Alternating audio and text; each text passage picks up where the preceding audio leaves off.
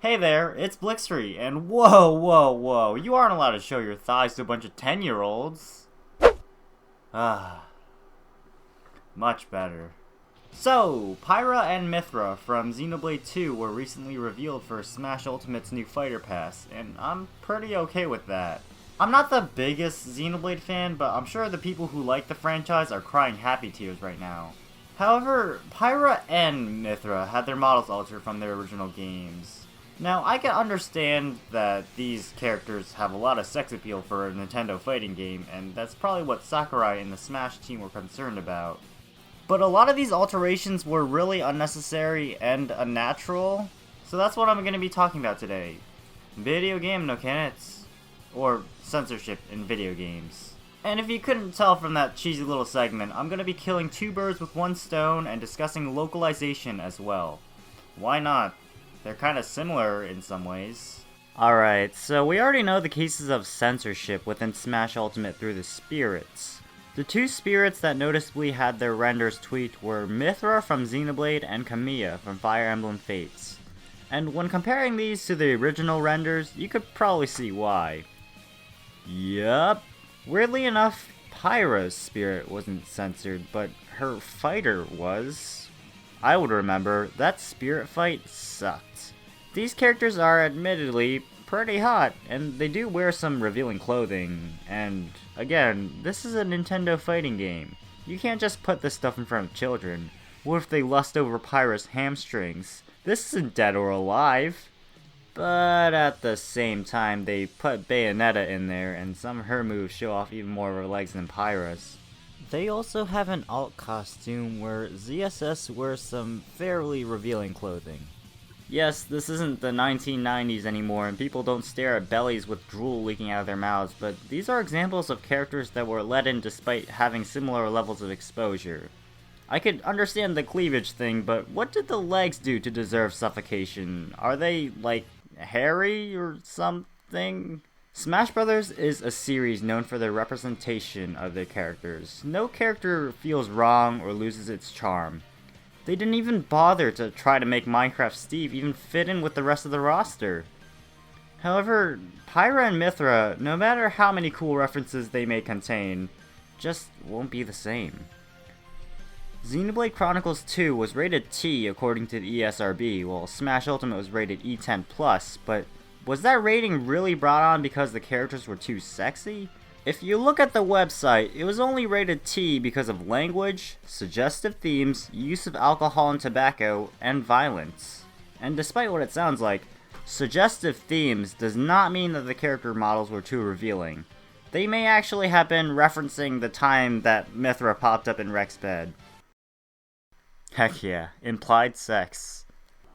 Good job, Nintendo, you just made some weeps happy. With censorship, as with nearly everything, there are two sides. One side is the side that throws a fit whenever something is removed or altered when it is deemed too inappropriate. If something is removed, seemingly for no reason at all, it's gonna be infuriating, because that isn't what was in the original game. Another side is the side that will yell at you for blowing up the brains of little children because you didn't cover up Zelda's ankles or something. These are the people who are slut-shaming the newcomers. Maybe the envy that their chosen character didn't get in contributes to that. So which side am I on? Well, I believe that it depends on a few factors. Obviously, who the audience is targeted towards, but also what it is that's being covered up. And I'm not only talking about women's private parts, but also things like gore and violence and other stuff, drugs, abuse, whatever. Personally, in the case of Smash Ultimate, I feel like because the team felt the need to cover stuff up, that just made it more dirty. You know, I never actually thought twice about that tiny little section of Pyra's leg, but now I won't get it out of my mind unless I rant about it. So here I am, I guess. The thing is, they're giving it the meaning that they're so desperately trying to take away. Not to mention, Pyra, Mythra, and Kamiya all have games on Nintendo systems anyway. And obviously, if you were to represent a series like Fire Emblem as heavily as Smash Ultimate does, then you'd expect that these games would be played a little more and that more people would be exposed to, well, I think Fire Emblem just made their own official fan art. Hey, just adding in some information. There are 4 other spirits that were censored in different ways. One is Mithra's fighter spirit, and again, they didn't bother to censor Pyra's fighter spirit for some reason. The second is Dracula from Castlevania Symphony of Night for bloodstains and stuff.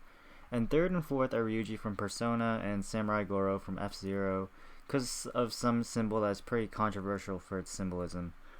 Another note is that the leg censorship isn't still justified at all for Mithra, because in Azura's spirit in Fire Emblem Fates, we could see her leg and her underwear, so the censorship guidelines are still really inconsistent for skin.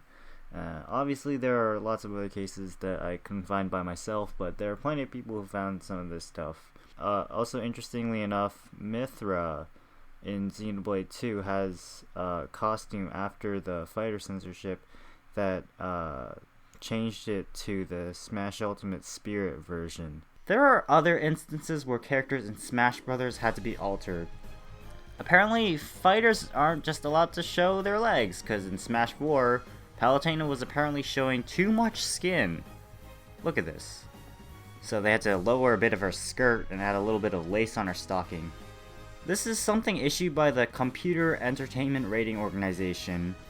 It's basically the ESRB, just the Japanese version. There are 5 different ratings: A, B, C, D, and Z. A being the most family-friendly, and Z being the most mature, of course. All Smash Bros. Games were somehow rated an A, even though they vary by rating everywhere else. I hate to be the one to say it, but this rating system sucks. I feel like the decision to expose less of Palutena's leg was just way too strict, especially if you just look at any other form of Japanese media. And not to mention, Shulk fights in his underwear. This system changed games like GTA San Andreas, Fallout 3, Mortal Kombat, Dead Space, and, of course, Smash Bros. But the Smash Bros. Case wasn't justifiable. Personally, I don't feel like it made that big of a difference. I feel like this organization is just way too picky. To prove my point, Super Monkey Ball is rated 15+ in Japan, when in other countries it's rated E for excrement. If my younger brother were to go to Japan, then he wouldn't be able to play this game. In fact, I don't even think I would be able to. But do you see how ridiculous this is? It's a monkey inside a ball! Alright, let's focus on Fire Emblem again just for a second. Specifically, Fire Emblem Fates. Ow. There are 3 games that fit under that title. Did you know that they used to allow you to pet the characters as a relationship building mechanic? Yeah, that's definitely a bit suggestive, but you haven't even seen what happened when they tried to patch it, and it failed. Let's see what they replace Skinship with. It's happening.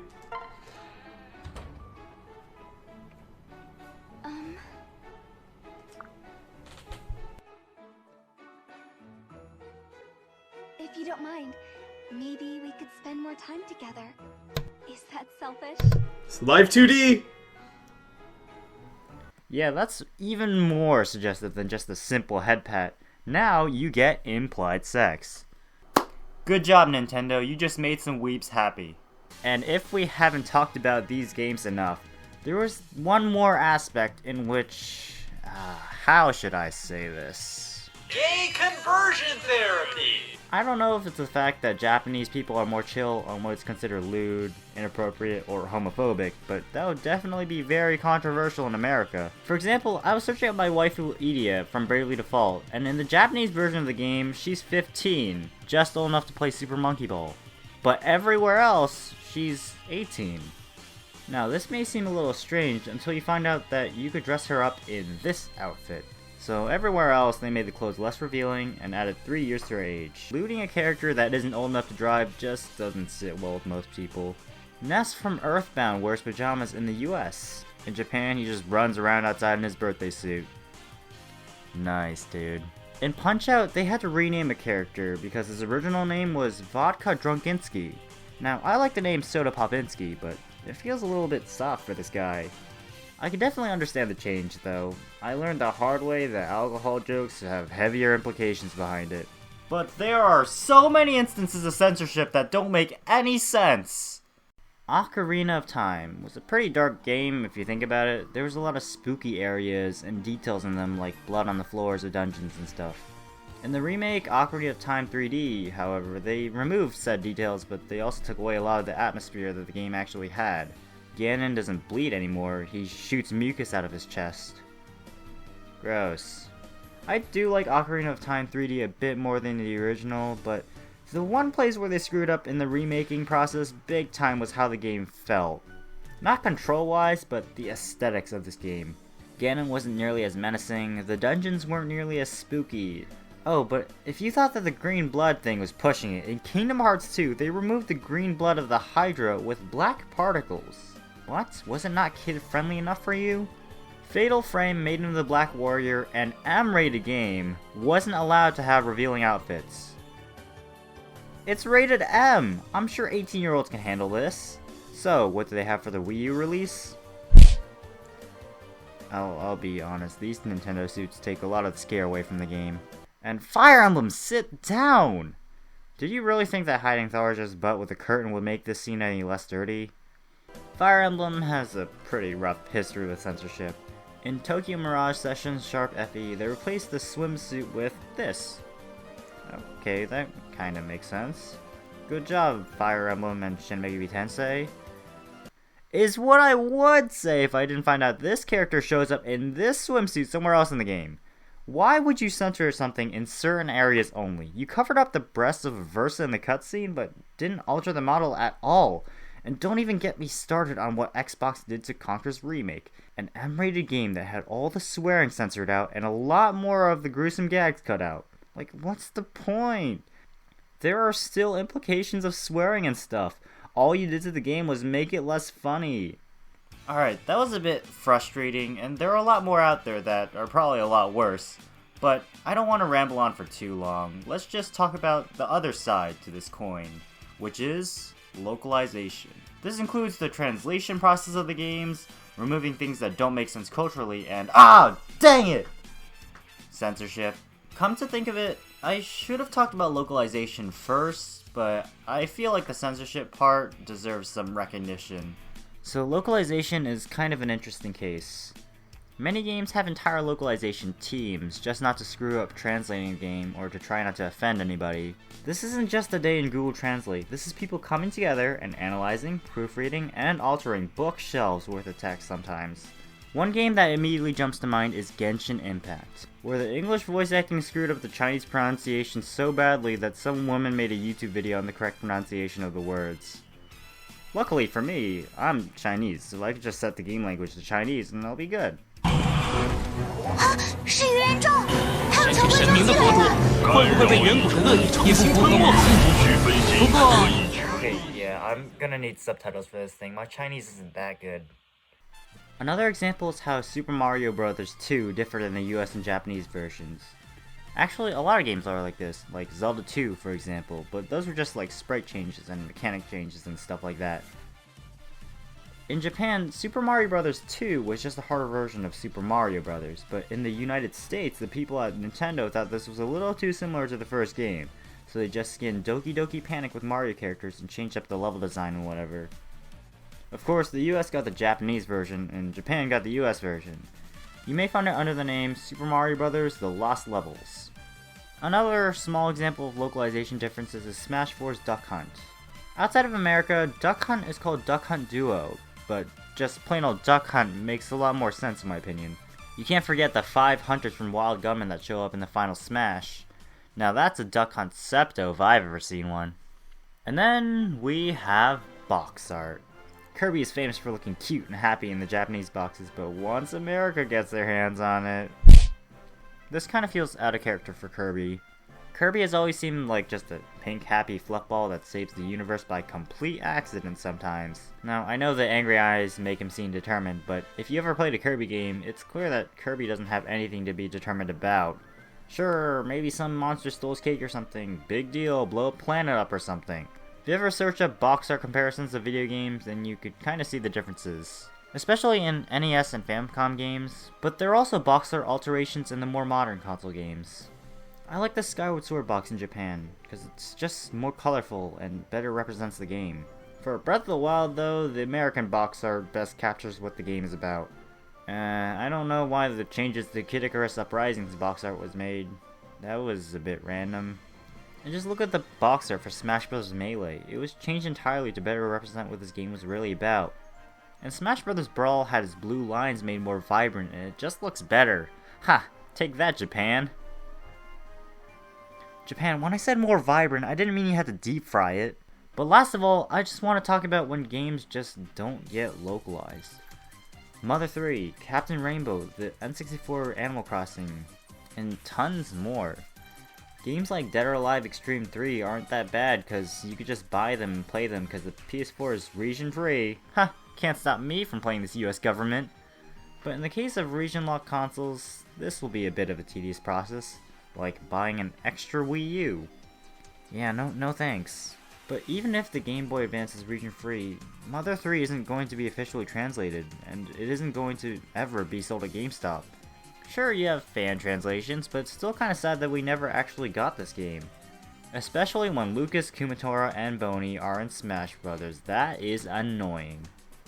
My brother mains this character, and he'll never be able to play the game where said character came from. Of course, some games do come to the US that have never been localized before at times, like Famicom Detective Club coming to Switch. Hey, that's pretty exciting. Hey, that's pretty good. A lot of us outside of Japan have never even seen some of these things. But oh my gosh, Fire Emblem, do you have to poke your ugly head out every single time? Alright, Fire Emblem Shadow Dragon and the Blade of Light. Never been in America. Nintendo releases it on the Switch for limited time only. Why? Why? They truly never learned from Super Mario 3D All-Stars. Is it too much to want to play this version of the game and not the remake? I can understand if something like the Game & Watch Mario's Limited Edition. It's a cool collector's item, and it makes sense, but don't do limited offer on games. I'm done. I'm just done. Localization and censorship. Both could go wrong in numerous amounts of ways, of course, but both are also pretty necessary. These donuts are great! Jelly-filled are my favorite! Nothing beats a jelly-filled donut! Who knows? Without censorship, maybe more people would have been offended at certain aspects of the game. Like, maybe Ganon bleeding out in Ocarina of Time 3D would have scarred some children for life. And without localization, then many games wouldn't reach other countries, and maybe they may not even make any sense. Like, think about if these things never existed. Then we have stuff like this in Smash Brothers. Ah!